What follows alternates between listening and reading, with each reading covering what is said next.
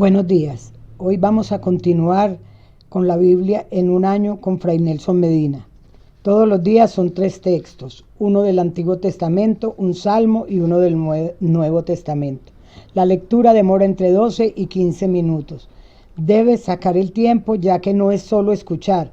Busca los textos en tu Biblia y los vas siguiendo. Estamos en el día 196.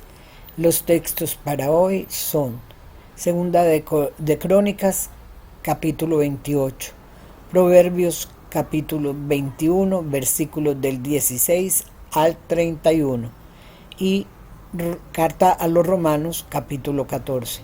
Disfrútenlos, los dejo en compañía de Fray Nelson Medina. Bienvenidos, este es el día número 196. Estamos leyendo toda la Biblia en 365 días. Hoy tenemos textos del segundo libro de las Crónicas, del libro de los Proverbios y de la carta de San Pablo a los Romanos. Fue el Espíritu Santo quien hizo posible ese milagro permanente que es la Sagrada Escritura. Es el Espíritu Santo quien puede hacer realidad ese milagro en nuestros corazones.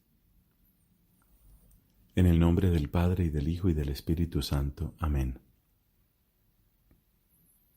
Del segundo libro de las Crónicas, capítulo 28. Ahaz tenía 20 años cuando comenzó a reinar, y reinó 16 años en Jerusalén.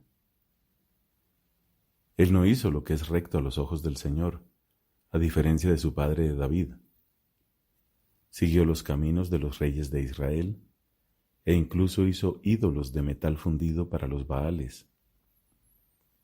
Quemó incienso en el valle de Ben Hinnom, e inmoló a sus hijos en el fuego, según las costumbres abominables de las naciones que el Señor había desposeído delante de los israelitas. Ofreció sacrificios y quemó incienso en los lugares altos, sobre las colinas y bajo todo árbol frondoso. Entonces el Señor su Dios lo entregó en manos del rey de los arameos. Estos lo derrotaron y capturaron gran cantidad de prisioneros que fueron llevados a Damasco. También fue entregado en manos del rey de Israel, que le infligió una gran derrota. Pekaj, hijo de Remalías, mató en un solo día a 120,000 hombres valientes de Judá, porque habían abandonado al Señor, el Dios de sus padres. Sicrí, un hombre valiente de Efraín, mató a Maaseías, hijo del rey, a Azricam, mayordomo del palacio, y a Elcaná, que ocupaba el segundo lugar después del rey. Los israelitas capturaron 200,000 prisioneros, entre las mujeres, los hijos y las hijas de sus hermanos. También les arrebataron un enorme botín y se lo llevaron a Samaria. Había allí un profeta del Señor llamado Obed. Él salió al encuentro del ejército que llegaba a Samaria y les dijo: El Señor, el Dios de sus padres, se enfureció contra Judá y lo entregó en manos de ustedes. Pero ustedes lo han masacrado con una furia que clama al cielo. Y ahora pretenden convertir a los habitantes de Judá y de Jerusalén en esclavos y esclavas de ustedes. ¿Acaso no son ustedes los verdaderos culpables delante del Señor su Dios? Por eso, escúchenme y devuelvan los prisioneros que han capturado entre sus hermanos, porque la ira del Señor se ha encendido contra ustedes. Entonces, Azarías, hijo de Johanam, Berequías, hijo de Mesilemot, Ezequías, hijo de Salum, y Amasá, hijo de Jadlai, que eran algunos de los jefes de los efraimitas, se levantaron contra los que regresaban de la expedición y les dijeron: No traigan aquí a esos prisioneros, porque nos haríamos culpables delante del Señor. Ustedes tratan de aumentar nuestros pecados y nuestras culpas, siendo así que nuestra culpa es ya demasiado grande y la ira del Señor pesa sobre Israel. Los soldados abandonaron a los prisioneros y el botín delante de los jefes y de toda la asamblea, y algunos hombres, designados expresamente, se hicieron cargo de los prisioneros. Vistieron a los que estaban desnudos con lo que habían recogido en el botín, les dieron ropa y calzado, los alimentaron, les dieron de beber y los perfumaron. Finalmente los llevaron de vuelta, cargando sobre asnos a los que estaban débiles, y los condujeron hasta Jericó, la ciudad de las palmeras, junto a sus hermanos. Después regresaron a Samaria. En ese tiempo, el rey Ahaz mandó a pedir auxilio a los reyes de Asiria, porque los edomitas habían invadido de nuevo y derrotado a Judá, llevándose algunos prisioneros. Los filisteos habían saqueado las ciudades de la Céfela y del Negev de Judá, se habían apoderado de Bet-Semes, Ayalón y Gederot, y también de Socó, Timná y Gimso, con sus respectivos poblados, estableciéndose en ellas. Así el Señor humillaba a Judá, por culpa de Ahaz, rey de Judá, que había fomentado el desenfreno en Judá y se había rebelado contra el Señor. Tiglat-Pileser, rey de Asiria, en lugar de apoyarlo, lo atacó y lo sitió. Ahaz tuvo que despojar la casa del Señor, el palacio real y las casas de los príncipes, y le entregó todo al rey de Asiria. Pero esto no le sirvió de nada. Incluso durante el asedio, el rey Ahaz persistió en su rebeldía contra el Señor. Él mismo ofreció sacrificios a los dioses de Damasco que lo habían derrotado, diciendo: «Ya que estos dioses ayudan a los reyes de Aram, yo les ofreceré sacrificios para que me ayuden también a mí». Pero ellos causaron su ruina y la de todo Israel. Ahaz juntó los utensilios de la casa de Dios y los hizo pedazos. Cerró las puertas de la casa del Señor y se edificó altares en todos los rincones de Jerusalén. Y en cada una de las ciudades de Judá erigió lugares altos para quemar incienso a los dioses extranjeros, provocando así la indignación del Señor, el Dios de sus padres. El resto de los hechos de Ahaz y todas sus acciones, desde el comienzo hasta el fin, están escritos en el libro de los reyes de Judá y de Israel. Ahaz se fue a descansar con sus padres y lo sepultaron en la ciudad de Jerusalén, pero no lo llevaron al sepulcro de los reyes de Israel. Su hijo Ezequías reinó en lugar de él. Ezequías tenía 29 años cuando comenzó a reinar y reinó 25 años en Jerusalén. Su madre se llamaba Abía y era hija de Zacarías. Él hizo lo que es recto a los ojos del Señor, tal como había hecho su padre David.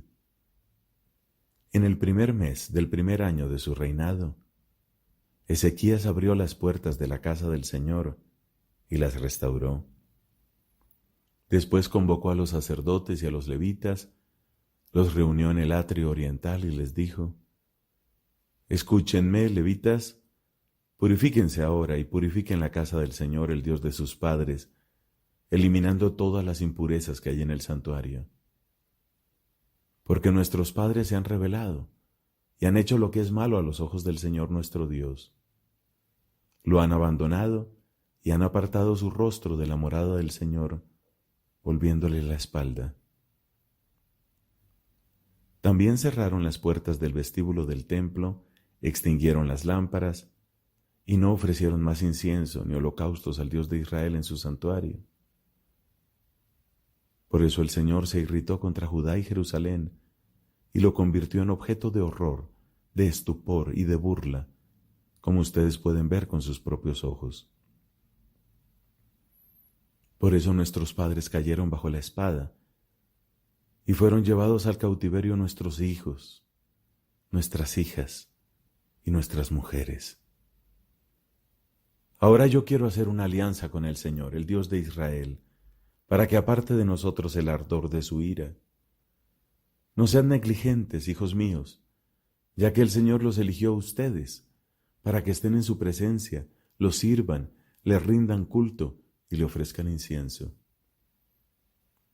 Entonces se presentaron los levitas, de los descendientes de Kehat, Mahat, hijo de Amasai, y Joel, hijo de Azarías, de los descendientes de Merari, Quis, hijo de Abdí, y Azarías, hijo de Yehalelel, de los descendientes de Gersón, Yoaj, hijo de Simá, y Edén, hijo de Yoaj, de los descendientes de Elisafán, Simri y Yehiel, de los descendientes de Asaf, Zacarías y Matanías, de los descendientes de Hernán, Yehiel y Simei, de los descendientes de Yedutún, Semaías y Uziel. Estos reunieron a sus hermanos, se purificaron, y luego fueron a purificar el templo del Señor, conforme a la orden del rey y según la palabra del Señor. Después los sacerdotes penetraron en el interior de la casa del Señor para purificarla, y sacaron al atrio todos los objetos impuros que encontraron en el templo del Señor. Allí los recogían los levitas y los arrojaban al torrente del Cedrón. El primer día del primer mes comenzaron la purificación, y al octavo día llegaron al vestíbulo del santuario. Emplearon otros 8 días en purificar la casa del Señor, de manera que la purificación quedó concluida el día 16 del primer mes. Entonces entraron a las habitaciones del rey Ezequías y le dijeron: Hemos purificado toda la casa del Señor, el altar de los holocaustos con todos sus utensilios, y la mesa de los panes de la ofrenda con todos sus utensilios. Hemos restaurado y purificado todos los objetos que el rey Ahaz había profanado con sus rebeldías durante su reinado. Ahora están delante del altar del Señor. El rey Ezequías se levantó de madrugada, reunió a los jefes de la ciudad y subió a la casa del Señor. Trajeron 7 terneros, 7 carneros, 7 corderos y 7 chivos, para ofrecerlos en sacrificio expiatorio por el reino, por el santuario y por Judá. Y el rey ordenó a los sacerdotes, hijos de Aarón, que los ofrecieran en holocausto sobre el altar del Señor. Primero inmolaron los terneros, y los sacerdotes recogieron la sangre, y con ella hicieron una aspersión sobre el altar. Luego inmolaron los carneros, y con su sangre hicieron una aspersión sobre el altar. Después inmolaron los corderos, y con su sangre hicieron una aspersión sobre el altar. Por último, acercaron los chivos para el sacrificio expiatorio y los colocaron delante del rey y de la asamblea para que les impusieran las manos.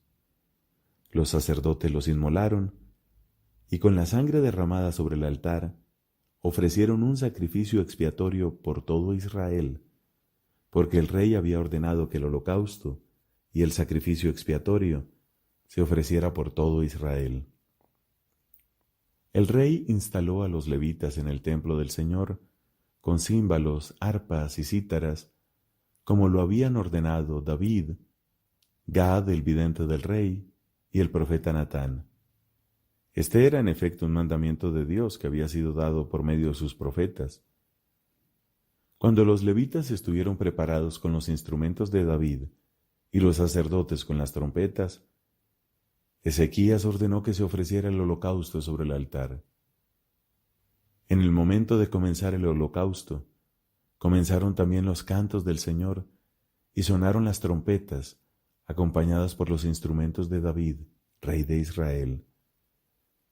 Toda la asamblea permaneció postrada mientras se cantaban los himnos y resonaban las trompetas hasta que terminó el holocausto.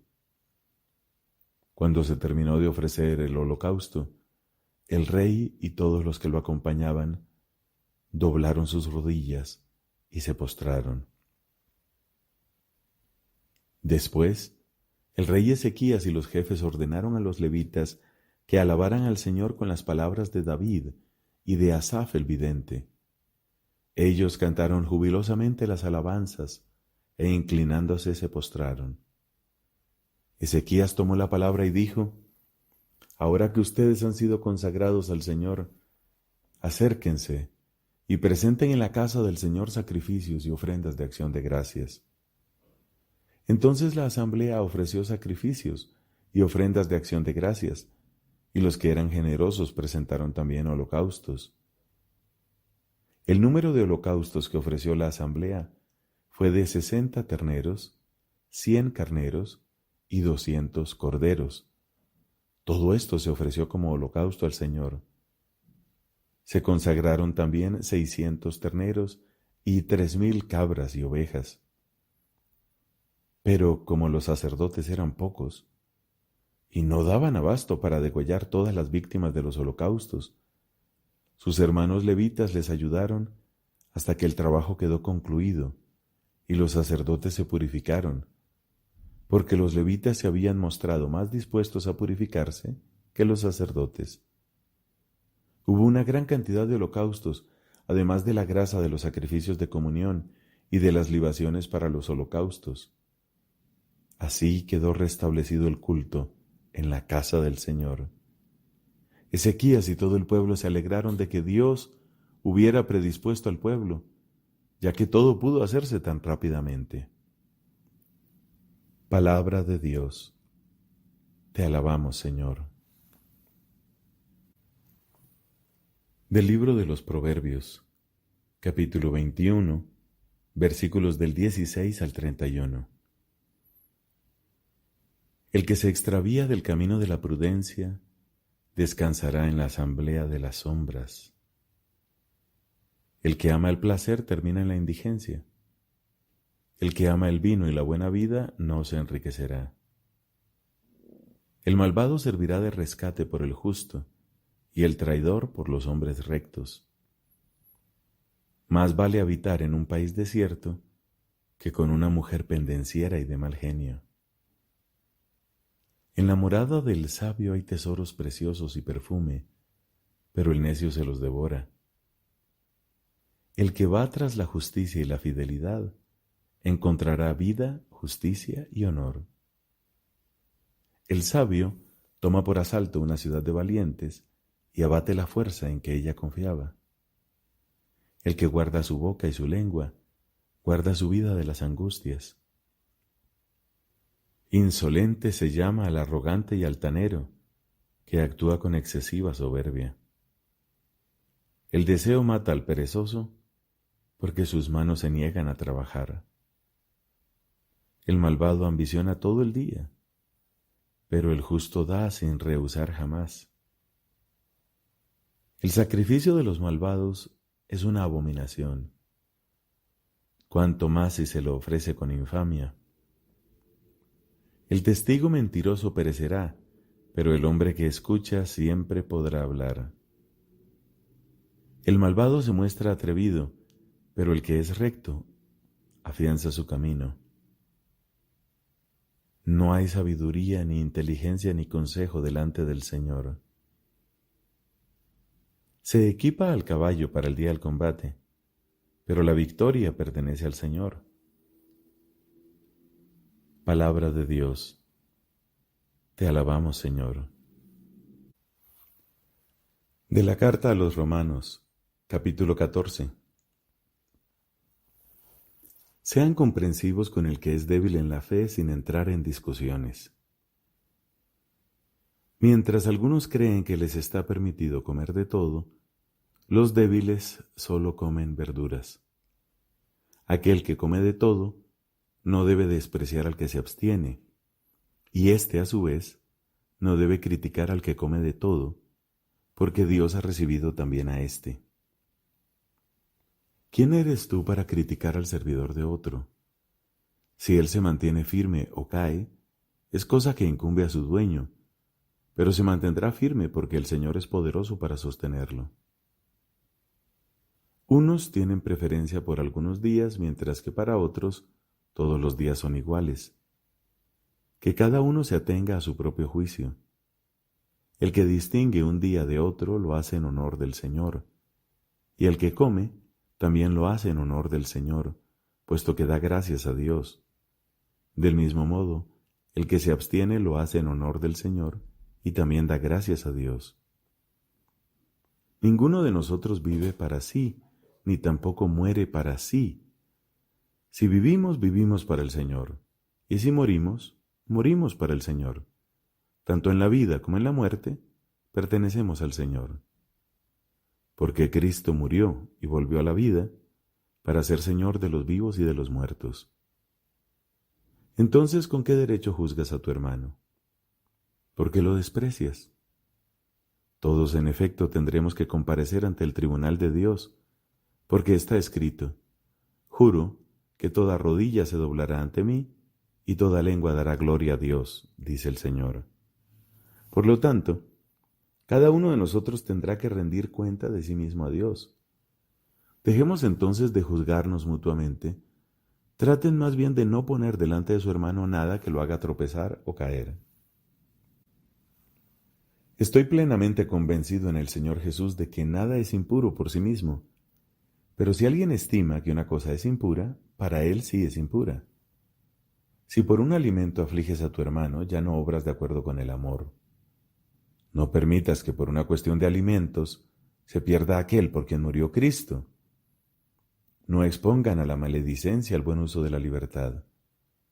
Después de todo, el reino de Dios no es cuestión de comida o de bebida, sino de justicia, de paz y de gozo en el Espíritu Santo. El que sirve a Cristo de esta manera es agradable a Dios y goza de la aprobación de los hombres. Busquemos, por lo tanto, lo que contribuye a la paz y a la mutua edificación. No arruines la obra de Dios por un alimento. En realidad todo es puro, pero se hace malo para el que come provocando escándalo. Lo mejor es no comer carne, ni beber vino, ni hacer nada que pueda escandalizar a tu hermano. Guarda para ti delante de Dios lo que te dicta tu propia convicción. Feliz el que no tiene nada que reprocharse por aquello que elige.